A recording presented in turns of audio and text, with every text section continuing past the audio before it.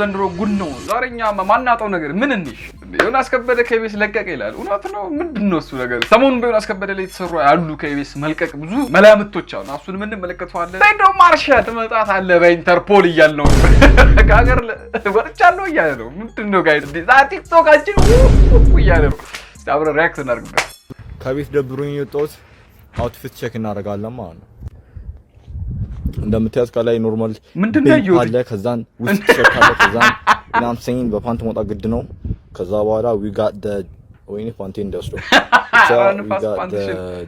ከዛ አልሲውና ፓንቱ ትንሽ ማሽ ያርገኝ እናም ሰይን አሮር ዛርግልን አይ አንተ ብሪታችሁ ነው ላይ ብለን እንዴ ደረሽ ልጅ ምን አይነት ደስ ነው ይሻል ድፍረው ያዘው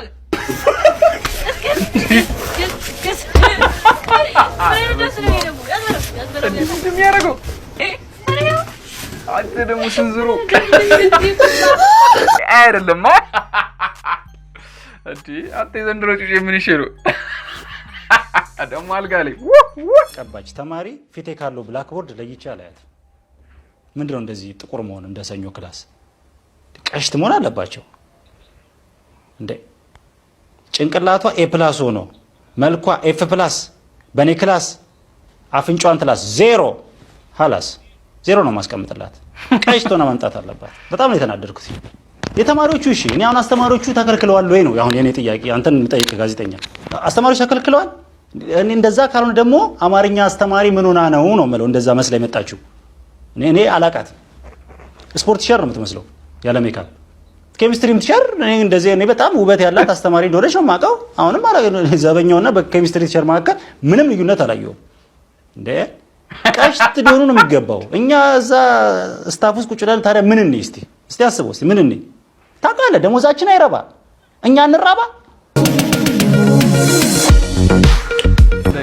አበሻ አምልጫለሁ የምን ውድድር ነው ውድድር በነፃ ላይ ያለባለው ወይ ማለት ነው በነፃ ሲያምርሽ ይቅር ጌችና የኢትዮጵያ ሲያምራችሁ ይቅር በነፃ ልታለባለው ወይ ማለት ነው ይሄው ዩሮፕ ገብቻለሁ ቱርክ ነው ያለው አልተገናኘንም እኔ ፕሮፌሽናል ነኝ ፕሮፌሽናል ውድድር ለመወዳደር ለስኮዳኛው ወደ ኢትዮጵያ ላለመመለስ ሄጃለሁ አምልጫችኋለሁ በነፃ እናንተ በነፃ ቢዝነስ ልትሰሩብኝ ነበር ሲያምራችሁ ይቅር ግን አንድ መስፈርት አለኝ አንድ 20 ሚሊዮን ብር መኪና የ30 ሚሊዮን ብር ቤት እና 20 ሚሊዮን ብር አካውንቴ ላይ ከገባ አመጣለሁ እደባደብላችሁ እንጂ በነፃ ምንም ነገር የለም ሲያምርሽ ይቅር እያናለሽ አረ በጋምላክ አንተ በኢንተርፖልም ሁን ቤት በጋምላክ አምጡልኝ ሴዱን አረ በጋምላክ ሴዱን ልታይ አም ዩኒክ እና አም ኪንግ መቼም አታገኙኝም ሲያምርሽ ይቅር ዩሮፕ ቱርክ ነው ያለ ነው ዩሮፕ በቃ አሁን ይወላችሁ ፕሌኑም ሰውም ዛፉም ተሰልፎ እየጠበቀኝ ነው ማለት አልተገናኘንም ቻው ቻው በነፃ ልታለባለብ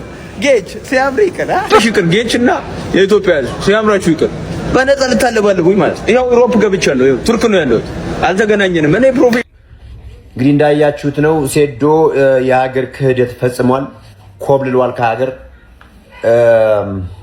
ምንም ማድረግ አይቻልም ለማስመለስ እንጥራለን በኢንተርፖልም ቢሆን ለማስመለስ እንጥራለን ይሄው ነው የሀገር ክህደት ፈጽሞብናል እንግዲህ ለእሱ ብቻ ሳይሆን ለስፖርቱም ክህደት ነው ትልቅ ክህደት ነው የተፈጸመብን በጣም ሴዶ ይሄ ነገር እውነት ከሆነ በየትኛውም ነገር ተይዘን መምጣት አለብን አገር ቤት እንፈልጋለን ነው በአደገኛው ይመስለኛል ግን ይመጣል ያው ነገሩን ለማጋጋል ነው ሶሻል ሚዲያ ላይ አቴንሽኑን ለማምጣት ነው በየሆነ አጋጣሚ ሲወጣ የተቀረጸ ነው ይመጣል በእርግጠኝነት ይደረጋል እኔ ኢትዮጵያ ቲክቶከሮች በጣም ነው የሚያስቁኝ በቃ ኢንተርናሽናል ለመሆን የሚያደርጉት መጋቃት ኮንተንት የላቸው የህዝቡ አቴንሽን ባለበት ሁላ ይሄዱ ማጨማለቅ ሰሞኑ እንግዲህ የቼልሲን ማሊያ ለብሶ አውልቆ ምናምን ያጨማለቅ አይታል እንግዲህ ጆን ዳንኤል አይታችኋላ እንግዲህ እኔ የገረመኝ የእግር ኳስ ሪል ፋኑ ምን ሆነ ነው ሱዛራ ቼልሲ ተሸነፈ አሸነፈ ደምቶ ይመስላል እዚህ አንዴ ሰይፉ ላይ ቀርቦ ስላለ ቼልሲ ደጋፊ ትንጨረጨራለህ ዋቴ ነው እንዴ ምን ሆነ ቼልሲ ደጋፊ ምን ሆነ ወንድም ጥላ እሱ ደምቶ አይደለም ገባ አቴንሽኑን ነው የሚፈልገው ሳቢው ምንም ደምቶ አይደለም ማንን ደጋ እነ ጆን ዳንኤል እንደዚህ ትልልቅ አንዳንድ ኢንፍሉዌንሰሮች ስለ ፉትቦል ስለ ኳስ ምንም አይነት እንትን የላቸው በቃ አቴንሽን አሁን ጊዜውን አርሰናል ዋንጫ ስለበላ ምናምን የሰው ትኩረት እዛ ስለሆነ እንዴት ሰው ትኩረት ጋር ልግባ ነው ሌላ ምንም አባቱ አላማ የለውም በቃ ሁሉ አቴንሽን በሌለበት ነው ይሄ ደግሞ ጥሩ አይደለም ካርማይዝ መጥፎ ነው አንተ እዚህ ጋር እየመጣህ ትቃጠላለህ ምን አገባ የራሱ ጉዳይ ሰላም ጤና ይስጥልኝ ውድ የቻናላችን ተከታታዮች ዛሬ ወደ እናንተ ይዘንላችሁ የቀረብነው ጉዳይ በኢትዮጵያ ሚዲያ ዘርፍ ውስጥ ትልቅ ቦታ ያለውንና በኢቢኤስ የቴሌቪዥን ጣቢያ ለብዙ ዓመታት እንጫወት በተሰኘው ዝነኛ ፕሮግራም ውስጥ አብሮን የቆየውን የዮናስ ከበደ ጉዳይ ነው በቅርብ ቀናት ውስጥ ዮናስ ከበደ ከኢቢኤስ የምር ነው እንዴ ዮናስ ከበደ ተሰናበተ የሚለው ጥያቄ በፌስቡክ በቲክቶክ እና በቴሌግራም ገጾች ላይ ሰፊ መነጋገሪያ ሆኗል። ይህ ወሬ ከየት መጣ? እውነታውስ ምንድነው? የሚለውን ዛሬ በጥልቅ እንተነትናለን። ዮናስ ከበደ ከኢቢኤስ ጋር ያለው ግንኙነት ሲነሳ መጀመሪያ ወደ አእምሯችን የሚመጣው የእሱና የኮሜዲያን እሸቱ መለሰ ልዩ ጥምረት ነው። ሁለቱ በጋራ ሆነው የፈጠሩት እንጫወት ፕሮግራም በኢትዮጵያ የቴሌቪዥን ታሪክ ውስጥ ከፍተኛ ተመልካች ካላቸው ዝግጅቶች አንዱ ነው። ነገር ግን በቅርብ ጊዜያት ዮናስ በፕሮግራሙ ላይ አለመታየቱ ብዙዎችን ጥርጣሬ ውስጥ ጥሏቸዋል። አንዳንዶች ዮናስ ራሱን ችሎ ሊወጣ ነው ሲሉ፣ ሌሎች ደግሞ ከጣቢያው ጋር አለመግባባት ተፈጥሯል ይላሉ። እውነቱን ለመናገር ዮናስ ከበደ በኢቢኤስ ውስጥ ያለው ሚና ለጣቢያው የምርት ጥራት ትልቅ አስተዋጽኦ ነበረው። የእሱ የግል የንግግር ዘይቤ፣ ጨዋነት የተሞላበት ቀልዱና እንግዶችን የመያዝ ብቃቱ አራዳነትን ከጨዋነት ጋር ያጣመረ ነው። አሁን ግን ዮናስ ከበደ ከኢቢኤስ ተሰናበተ የሚለው ወሬ ዮናስ ራሱ በይፋ ምላሽ እስካልሰጠ ድረስ እንደ ግምት ብቻ ይወሰዳል። ነገር ግን ከውስጥ አዋቂዎች እንደሚሰማው ከሆነ ዮናስ አዳዲስ ፕሮጀክቶችን የመጀመር ፍላጎት አለው። ምናልባትም እንደ ቀድሞ አረ ነገር እንደ እውነት መሆን የለበትም። ኢቢኤስ በጣም ብዙ ይወደዋል እና ኢቢኤስ ራሱ ይሄ ነገር ሀፕን እንዲያደርግ የሚፈቅድ አይመስለኝም። ብዙ ፋን ነው ብዙ የሚያደርግ ኢቢኤስ ራሱ ባው እሸቱ መለሰ የራሱን ዩቲዩብ ቻናል ወይንም ፕሮዳክሽን ሊያቋቁም ይችላል። ይህ ደግሞ በኢትዮጵያ የሚዲያ ገበያ ውስጥ ተፈጥሯዊ ሂደት ነው። አንድ ታዋቂ ሰው በአንድ ጣቢያ ስር ለረጅም ጊዜ ከቆየ በኋላ ራሱን ችሎ መቆም ይፈልጋል። ነገር ግን በኢቢኤስ በኩልም ሆነ በዮናስ በኩል እስካሁን ይፋዊ መግለጫ አልወጣም። ይህም ወሬው ይበልጥ እንዲጋጋል አድርጎታል። በባህላችን ከጭስ በስተጀርባ እሳት አለ እንደሚባለው የዮናስ አለመታየት ዝም ብሎ የመጣ ሳይሆን ትልቅ ለውጥ እየመጣ መሆኑን ያሳያል። ዮናስ ከበደ በኢቢኤስ ላይ የነበረው ቆይታ ከ10 ዓመታት በላይ ያስቆጠረ በመሆኑ ከጣቢያው ጋር ያለው ግንኙነት በቀላሉ የሚበጠስ ባይሆንም የግል ብራንዱን የማሳደግ ፍላጎቱ ግን ሊገታው አይችልም። በቅርብ ጊዜያት በኢቢኤስ ውስጥ የታዩት የሰራተኞች ለውጥና የፕሮግራም ሽግሽጎች ለዚህ ወሬ መነሻ ሳይሆኑ አይቀሩም። ተመልካቾች ደግሞ የለመዱትን ፊት ሲያጡ ወዲያውኑ ተባረረ ወይም ተሰናበተ የሚል መደምደሚያ ላይ ይደርሳሉ። እኛም ይህንን ጉዳይ በንቃት እየተከታተልን ነው እና አስፈሩልን። ለቻናል እንጠራጠርም። የዛሬው ትንታኔያችን ኢቢኤስ ራሱ ለማጣት እሱን ምንም ዝግጁ አይደለም።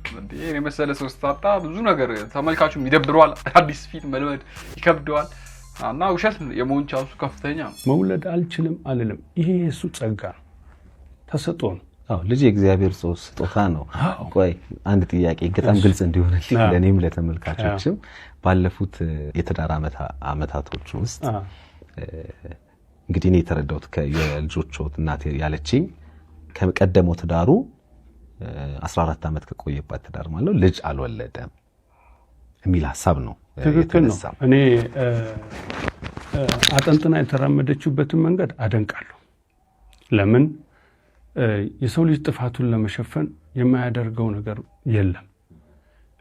እኔ ብያታለሁ የማልክደው ነገር እኔ አየር በሞላው ጎማ ነው የሚሄደው ያልኳት ያቺ ባለቤቴ አልወለደችልኝ። ያልወለደችልኝ ምክንያት ዓላማ አላት። ጽንስ ከልክሎኝ አይደለም። የሷ የራሷ ህይወት አለ፣ ግብ የምትመታበት መንገዷን ማቋረጥ የማልፈልግበት የራሷ መንገድ አላት። ስለዚህ ዛሬ መውለድ አልችልም፣ አሁን ላይ ልጅ የመውለድ እቅድም የለኝም ብላ ነው እንጂ ያንን ነገር ያደረገችው። እኔ መውለድ አልችልም አላልኩም። ስለዚህ ገጸ በረከትና ጸጋን ስለምፈልግ ልጅ ወዳለሁ። ስለዚህ በዚህ ልጅ መንገድ ልጅ ፍላጎቴን ስለምታቅ በዚህ መንገድ ነው እኔና እሷ 14 ዓመት ሙሉ ታዲያ የቆየ ታሪክ ነው። የቆየ ታሪክ ነው። ኢሚዲየትሊ 14 ዓመት እንደተቋጨ ነው ከዚህኛው ጋር የጀመሩት እንጂ ከዛ በፊት የሆነ ነው። ከዛ በፊት የሆነ ነው። ስለዚህ በ14 ዓመት የትዳር ጋር ምንድነው ታስቡት ነው? አንተ አይታችሁታል ብዬ አስባለሁ ዩሃ ሚዲያ ላይ። ስለዚህ ጉዳይ ያላችሁ እንዴ በጣም ሙሉን አልተከታተልኩም።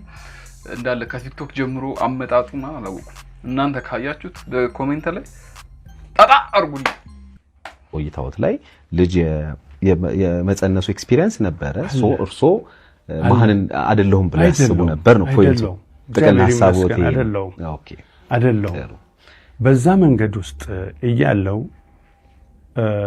እኔ መንገደኛ ነኝ።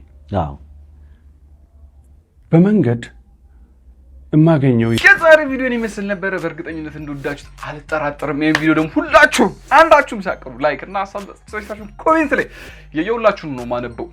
መቻል